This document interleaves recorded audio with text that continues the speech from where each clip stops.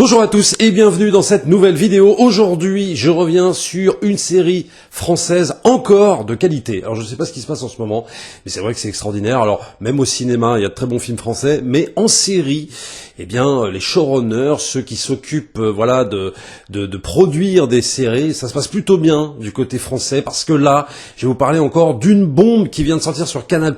Et encore, évidemment, je n'ai pas tout vu, mais les 2 premiers épisodes que j'ai vus m'ont suffisamment convaincu pour que je puisse vous en parler et vous donner envie de regarder. C'est une série qui s'appelle D'argent et de sang, donc diffusée sur Canal+. Les 2 premiers sont disponibles et je demande solennellement à Canal+ de me fournir les autres épisodes puisqu'il y en a 12. Et donc je leur demande de me fournir les épisodes restants parce que clairement à la fin du 2e épisode, t'as vraiment envie de voir la suite. C'est juste palpitant. Alors la série est écrite et réalisée par Xavier Giannoli. Alors moi, Xavier Giannoli, c'est un réalisateur que j'aime beaucoup, et Xavier Giannoli, il est encore sur son thème de prédilection avec cette série, puisqu'il va nous parler encore une fois d'imposture. Il nous en avait parlé dans le fabuleux film avec Cluzet qui s'appelait À l'origine, et aussi d'autres films qu'il a tournés depuis, et oui, il est clairement obsédé par ça, par d'autres choses aussi, et c'est véritablement très très bien écrit et aussi super bien réalisé. Alors c'est encore une fois une série inspirée de faits réels. Je vais vous dire très clairement dans cette vidéo de quoi ça parle pour ceux qui ne sauraient pas ce que c'est que quand on parle de l'arnaque au quota carbone. Et c'est une série qui est inspirée d'un livre enquête de Fabrice Arfi. Alors pour ceux qui connaîtraient à peu près le sujet, donc l'arnaque au quota carbone, vous savez qu'il y a un documentaire qui existe sur Netflix qui s'appelle Les Rois de l'arnaque.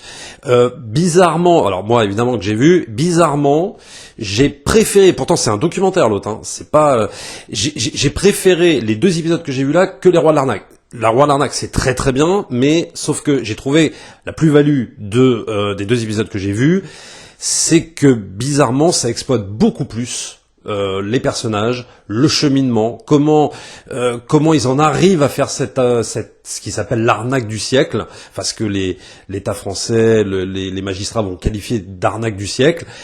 Globalement, c'est bien plus développé que dans le documentaire, bizarrement. Après, le documentaire reste très bien, je dirais que c'est une bonne approche, mais pour en savoir plus, il faut regarder la série. Donc ça raconte l'histoire de 2 petits arnaqueurs du quartier de Belleville, Fitous et Bouli. Alors ça, c'est les noms qu'ils ont pris pour la série, parce que en vérité, ils ne s'appellent pas comme ça. Je pense que certains les connaissent. Il y a Marco Mouli, Arnaud Mimran, etc. Donc Marco Mouli, vous avez pu le voir, il est passé, je crois, même très récemment chez Hanouna et tout ça. Donc ces 2-là, comment ils sont parvenus à mettre au point l'arnaque du siècle avec l'aide d'un trader des beaux quartiers parisiens. Entre 2008 et 2009, ces 3 escrocs ont dérobé sur le nouveau marché financier dit des quotas carbone, inventé pour lutter contre le réchauffement climatique, au moins 1,6 milliard € en France et 6 milliards dans les pays de l'Union européenne. Donc c'est pour ça qu'ils vont le qualifier de arnaque du siècle, parce que le détournement d'argent est colossal. Et quand t'as vu le documentaire Les Rois de l'arnaque, les mecs, ils avaient de l'argent à plus savoir quoi en foutre, mais genre les mecs étaient milliardaires. Mais t'arrives même pas à croire ce que tu vois. Et là, effectivement, quand la série commence, c'est vraiment le tout début. Tu vois, ces 2 gars juifs thunes de Belleville, la communauté juive tunisienne de Belleville, dans des coups, dans des arnaques à la TVA. Je vends des jeans, je vends des portables, je vends des machins. Mais tu sens que tout ça reste pas précaire, mais disons le trafic qu'ils font, c'est quand même pas foufou. Et puis d'un seul coup, ils ont l'idée de faire cette arnaque au quota carbone. Alors ce qui est exceptionnel dans cette série, c'est que même si tu ne t'intéresses pas, même si tu ne comprends rien, parce que tu vas dire oh là là, c'est encore une série sur le côté financier, etc. Je vais rien capter. Je te rassure tout de suite, même si tu ne captes absolument rien, tu vas tout capter. Parce que la particularité de cette série, c'est, oui, quelque part, la vulgarisation, en fait, d'une arnaque hyper complexe, parce qu'en vérité, c'est complexe. Mais Xavier Giannoli, par l'écriture, arrive à te rendre ça, mais hyper limpide. Tu captes tout. Parce que ça te parle de TVA, de compte offshore, etc., etc., et tu te dis, oh là là, et ça inclut beaucoup de choses. Et en fait, il arrive à te rendre ça compréhensible, de par les explications d'un des personnages, et je vais y venir après. Et ça prend du temps. C'est-à-dire que on te balance pas comme ça 50 000 infos, en vitesse rapide, tu comprends rien, t'es obligé de remettre un retour arrière. Non. Tout est bien expliqué parce que les personnages sont dirigés, enfin les acteurs sont dirigés de façon à ce que les personnages prennent leur temps pour bien expliquer. Et peut-être que parfois même ça simplifie, mais au moins on comprend tout. Et de quelque chose de très complexe, vraiment, hein, de très complexe, il en fait quelque chose de totalement accessible pour le spectateur qui ne comprend rien, même limite au marché financier. Donc, comme je disais, les 3 personnages sont inspirés de personnages qui ont vraiment existé. Alors, il y en a qui sont en tôle, d'autres qui sont sortis. Donc, il y a Bouli, il y a Fitous, donc interprété par Ramzy Bedia, il y a Jérôme Mathias, interprété par Nils Schneider. Donc, eux directement inspirés, donc comme je vous l'ai dit, de Marco Mouli, Arnaud Mimran et Sami Souyed. Donc sur le casting, impeccable. Déjà, Ramzy. Ramzy en Feuchtune, si tu veux, ça le fait grave. Voilà, je doutais un petit peu au début quand je lance la série. Et alors, quand Ramzy, il est bien dirigé, vraiment, il déchire. Voilà, il défonce. Je l'avais beaucoup critiqué dans le film, je sais plus, dans le film avec Jonathan Cohen que j'avais vraiment trouvé bidon. Lui, il faisait ce qu'il pouvait, mais le film était tellement mauvais que il en devenait presque mauvais. Quand il est bien dirigé dans un truc intéressant, il est exceptionnel, parce qu'il faut le jouer, ce rôle de Marco Mouli. Je vous le dis, il faut vraiment le jouer. Le côté grande gueule, quelque part un peu illettré, parce que le mec au départ ne savait même pas lire, très vulgaire, etc., etc. Faut vraiment le jouer. Et alors Ramzy Bedia, mais il l'interprète. Enfin, t'as vraiment, au bout d'un moment, tu l'oublies complètement. Hein. Tu l'oublies complètement et tu ne vois que le personnage. Donc ça, vraiment, mention spéciale. Un autre acteur aussi très très bon, c'est Nils Schneider, qui lui a remplacé Gaspard Ulliel, parce que c'est Gaspard Ulliel normalement qui devait jouer le rôle du juif Ashkenaz cette fois, marié à une riche héritière. Donc là, c'est Nils Schneider, vraiment très très bon, très convaincant également. Et ce personnage, il est hyper intéressant. Et par exemple, ça, c'est ce que tu vois pas dans le documentaire. Parce que ce personnage de Nils Schneider, c'est celui qui va se faire un peu embobiner par les 2 Feuches de Belleville, et en gros tu comprends pas vraiment dans le documentaire pourquoi il se laisse entraîner. Là c'est vachement développé.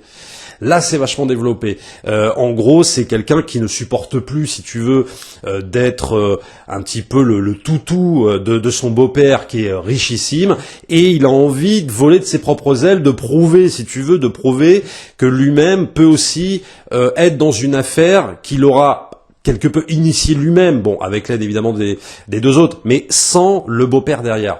Et il a vraiment envie de se prouver ça. Donc ça, c'est super intéressant, parce que dans le documentaire, je comprends pas pourquoi il va se faire embobiner, quoi. En tout cas, il va être dans ce truc d'arnaque sur les quotas carbone. Et là, vraiment, tu le piges. Donc c'est pour ça que c'est exceptionnel cette série, parce que on développe absolument tout. C'est-à-dire, ça prend son temps. Là, effectivement, dans ces 2 épisodes, tu vas pas voir des trucs archi spectaculaires, même si tu vois beaucoup de choses très très bien et beaucoup de rebondissements.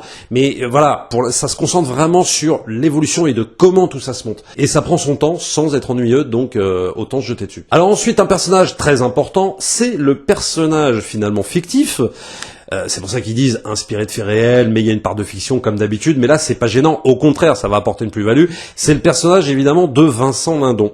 Le personnage de Vincent Lindon qui va servir en gros de fil conducteur à toute cette histoire, et qui lui est un magistrat qui va enquêter sur cette affaire, qui tombe sur cette affaire et qui va enquêter là-dessus. Donc en gros, tous les épisodes, tu le vois devant une commission d'enquête.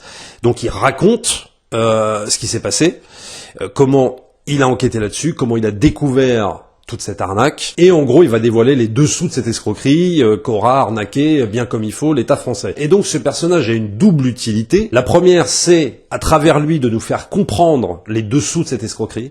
C'est-à-dire que quand je parlais justement que la série prend son temps pour bien expliquer, ça va passer par le personnage de Vincent Lindon, qui prend bien son temps pour expliquer en quoi consiste cette arnaque et de bien la comprendre. Donc ça, première utilité. Et seconde utilité, c'est qu'évidemment, ça va apporter du rebondissement. C'est-à-dire qu'on ne va pas juste avoir le point de vue des 3 arnaqueurs, on va avoir le point de vue des 3 arnaqueurs et le point de vue de ce Vincent Lindon qui veut absolument les coincer.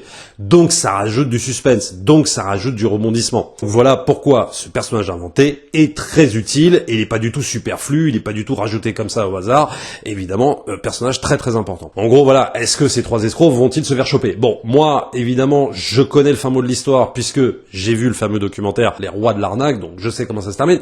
Mais c'est pas tant le fait de savoir comment ça se termine, c'est comment tout ça s'organise. C'est-à-dire comment on arrive à démêler mais le bordel de cette affaire, parce que c'est un sacré bordel. C'est normal qu'ils aient pas pu les coincer tout de suite. Quand tu vois comment cette escroquerie s'est montée, c'est juste fou. C'est dingue. Et dans les 2 premiers épisodes, tu le vois très très bien.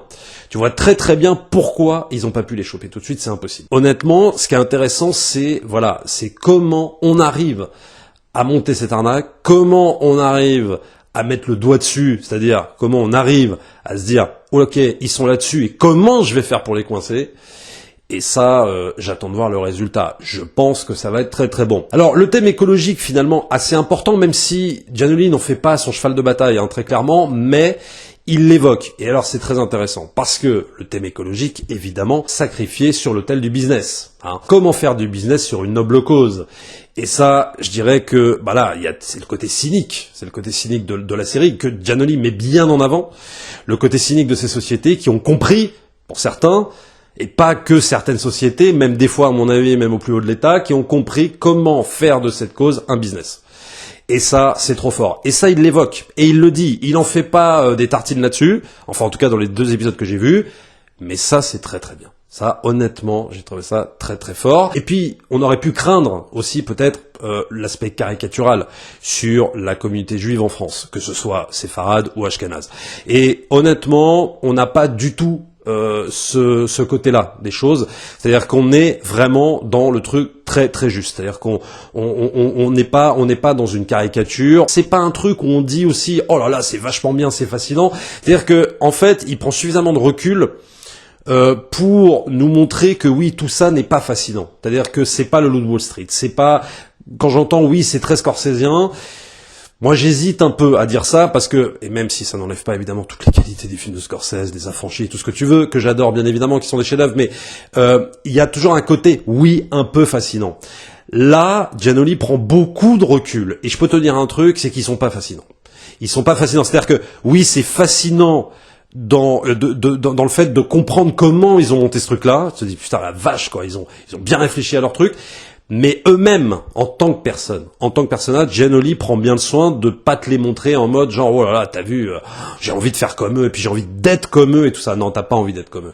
Et ça, j'ai trouvé ça très très bien. Donc en fait, c'est pas caricatural, c'est-à-dire en gros, c'est pas à charge sur la communauté, mais c'est pas non plus une série qui défend des gangsters quoi. Très clairement, faut bien. Et c'est en ce sens que je trouve que la série trouve bien son juste équilibre. Voilà, et c'est pour ça que c'est hautement recommandable. Voilà, je vais arrêter de vous en parler, parce que sinon je vais absolument tout vous spoiler, enfin en tout cas sur ce que j'ai vu, mais ce serait dommage. Honnêtement, je vous la recommande, regardez les 2 premiers épisodes, j'essaierai moi-même de faire la critique sur les prochains, pas lundi prochain, mais peut-être lundi dans 2 semaines, sur l'épisode 3 et l'épisode 4, sachant qu'il y en a 12, et en plus, ce que j'ai compris, c'est que c'était la première partie. Alors est-ce que c'est la première partie des épisodes qu'on a vu diffuser ou alors c'est la première partie comprenant les 12 épisodes? Bon, on verra. Donc ça risque d'être long, mais surtout long, mais palpitant réellement. Voilà, je vous recommande ça. Regardez de l'or et du sang. Abonnez-vous à la chaîne si c'est pas encore fait, likez, partagez comme d'habitude et on se retrouve très très vite pour une prochaine vidéo. Ciao.